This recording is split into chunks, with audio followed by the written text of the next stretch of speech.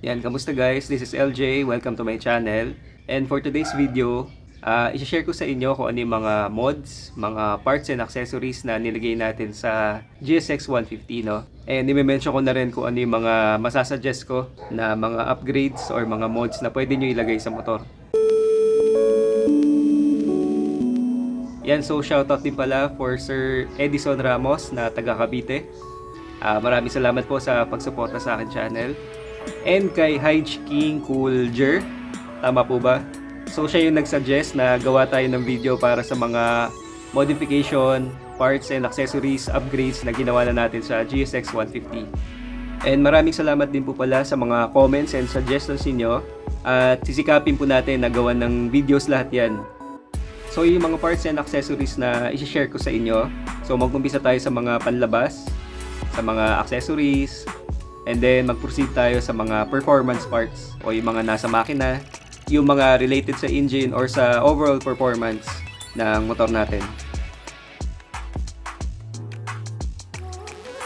So start tayo dito guys sa gauge. So for the gauge guys, naglagay ako ng screen protector. So ito masasuggest ko yan, nalagyan ninyo ang gauge ninyo para iwas gas-gas na din. So itong screen protector ko guys ay clear. Pero kung mapapansin nyo doon sa mga nauna kong video, yung mga ride video, halos hindi makita doon yung display no, nung gauge. Since dati nakasmoke ako na screen protector. Pero mas maganda yung clear guys para kitang-kita nyo yung display kahit maaraw.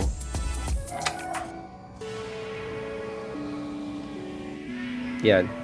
Tapos ito, Motowolf na phone holder. I think familiar na kayo dito, no? Very common tong lagayan na to. So adjustable siya, pwede nyo i-rotate. Pipihitin nyo lang to para magalaw nyo. For the side mirror guys, naka MHR tayo. So makikita nyo may logo siya ng MHR dito. And pati sa likod, may logo rin siya ng MHR. Yan, so this is made in Indonesia, no? And I think in-order ko siya sa Shopee. Yan, pero ang pagkaalam ko, meron na ring seller dito sa Pilipinas, no?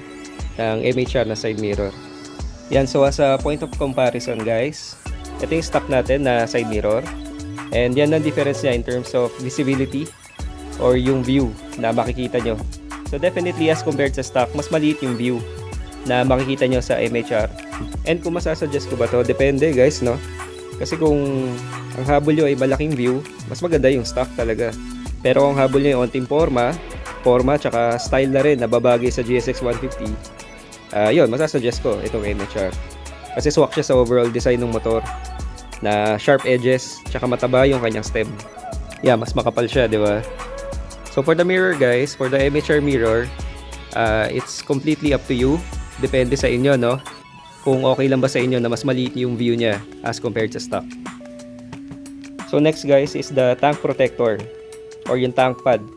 So this is an SGP na tank pad. So gawa talaga siya ng Suzuki, no? And na-order ko pa to sa Indonesia. Pero sa tank pad, marami namang options na iba dyan.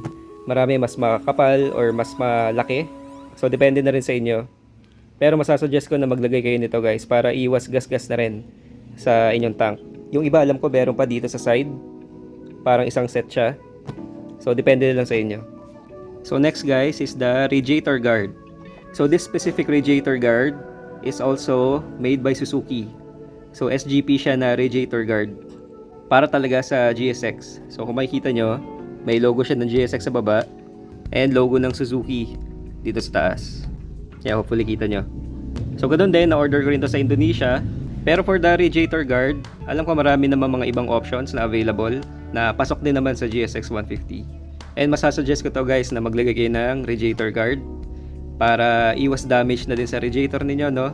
Kung sakali matalsikan man ng mga bato, hindi man na-damage yung mga fins na nasa loob. Yan, sa tail section naman, kung mapapansin nyo, naka-tail tie din na tayo. And as you can see, plug and play lang siya.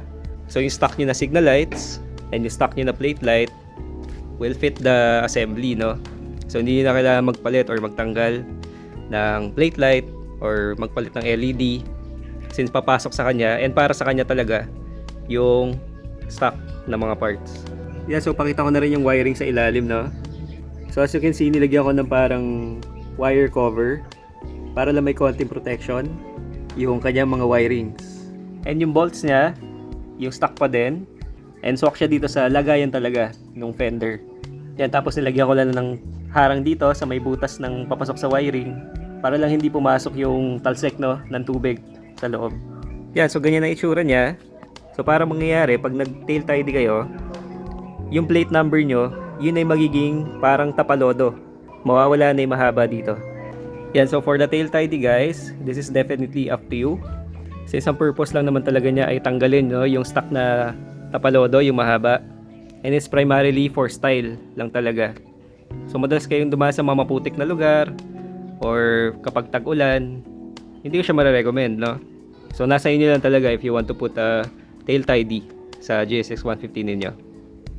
Yan, so dito naman tayo sa may engine side ulit, sa kanan.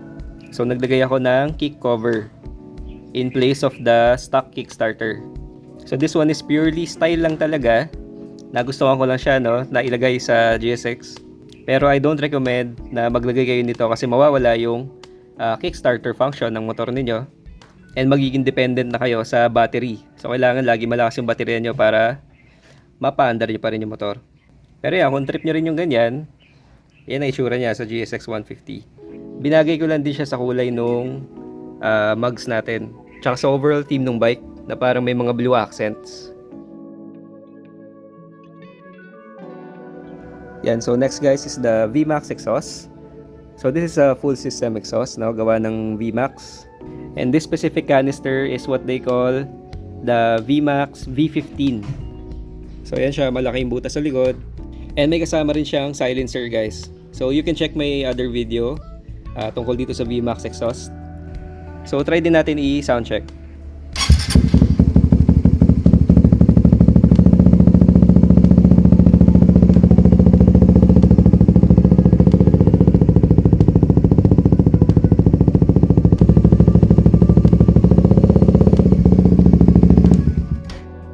For the muffler naman guys, I would suggest na kapag magpapalit kayo ng exhaust, magpa-remap na din kayo or magpalit kayo ng aftermarket ECU.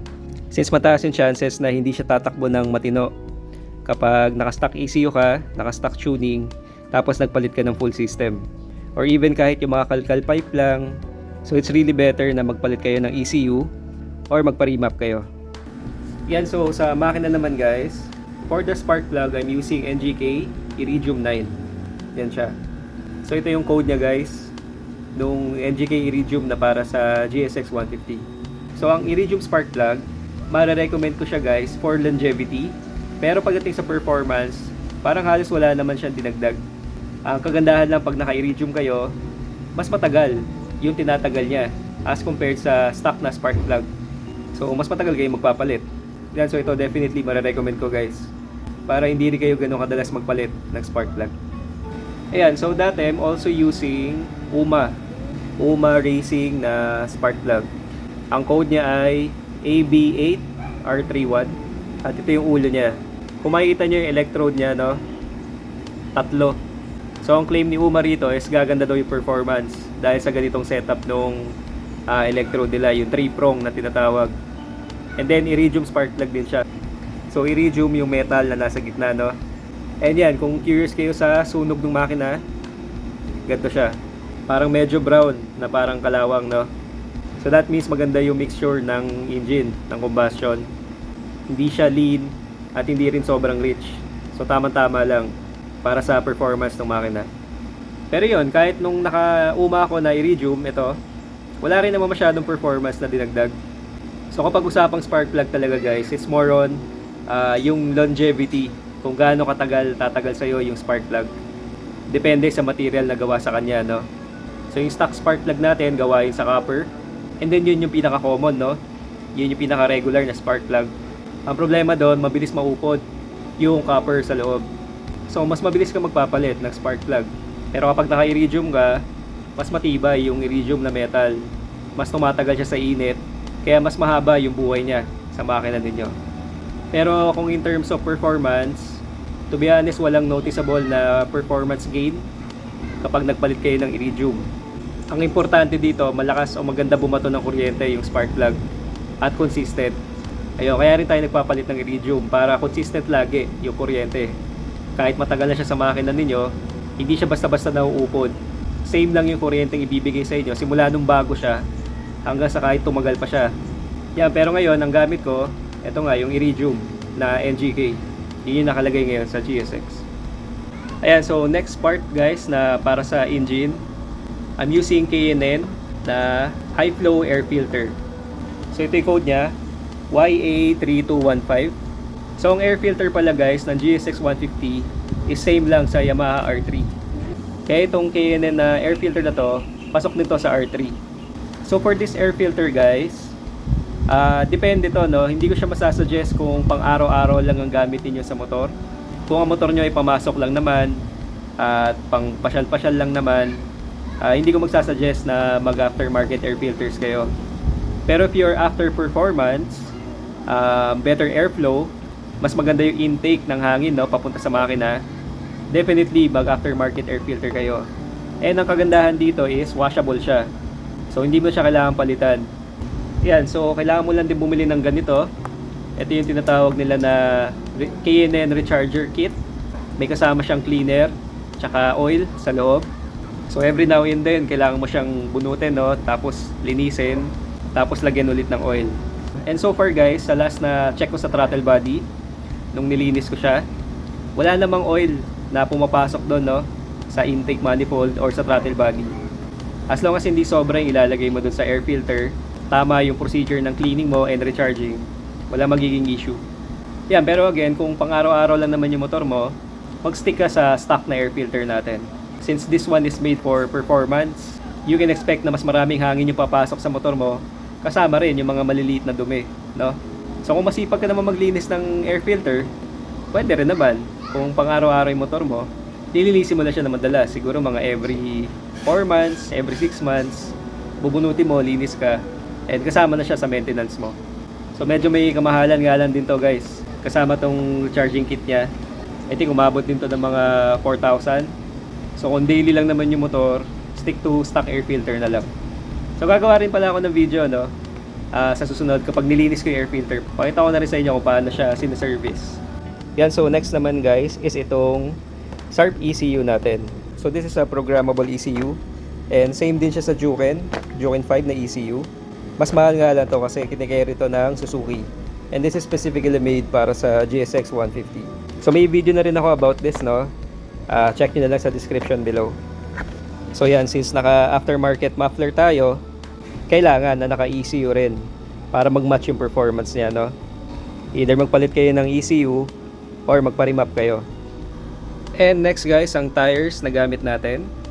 Yan, so I'm using Pirelli Diablo Rosso Sport. And ang sukat niya sa likod ay 130 by 70 by 17 inch. So ito rin yung same na size, no, ng stock na gulong ng GSX 150. Hindi ko na siya binago. And sa harap naman ay 90 by 80 by 17 inch. So same lang din ang stock size. Hindi ko na binago. And definitely marirecommend ko to guys. Ang Pirelli Diablo Rosso Sport. Napakaganda ng performance niya, especially sa mga cornering, sa mga liguan. Talagang ramdam mo yung kapit niya. Yung stock tires naman natin is IRC Exacto. Okay naman siya, hard compound, matagal siya maubos. Pero if you're looking for better grip at mas maganda yung handling, so masasuggest ko talaga na magpalit tayo ng mas magandang gulong para sa GSX 150 natin. So yun lang guys, no? For now, my engine is basically stock. Ang pinalitan lang natin dito is yung spark plug, air filter, tapos yun nga, naka-ECU tayo, tsaka muffler. Pero yung mga internals niya, kagaya ng cams, ng block, connecting rod, piston, lahat yun stock. And tingnan natin sa future, no, kung maisipan natin na mag-upgrade ng mga engine parts. Gagawa na lang din ako ng video about that. Kung sakaling palitan natin ng cams, no, or mag-big bore tayo, gawin natin 68 yung block niya, palitan yung throttle body, no, ng mas malaki. So depende pa yon. Pero for now, I would say na 100% satisfied ako sa performance ng GSX 150 natin with the slight modifications na ginawa natin sa kanya. So yun guys, yun yung mga parts, accessories, modifications and upgrades na nagawa na natin, no, dito sa GSX 150. And comment lang kayo if may mga questions kayo tungkol sa mga nilagay natin. And I'll try to answer all of your questions. So bukod doon sa mga pinalitan natin parts, it's basically stock. Halos lahat ay stock pa rin. Stock yung brake pads, stock yung brake lines, stock yung shifter niya. Yun din, mag-update na lang din ako sa mga future videos kung sakaling may mga maidagdag pa tayo sa kanya na mga upgrades or mga mods. So yun lang guys, thank you for watching and sana nakatulong tong video na to, no? Maraming salamat again sa pag-support sa akin channel and I hope you like and subscribe sa mga bago nating viewers dyan. Kung mahilig kayo sa mga ganitong klaseng content, like and subscribe na rin kayo, no? So thank you everyone, God bless you, bye bye.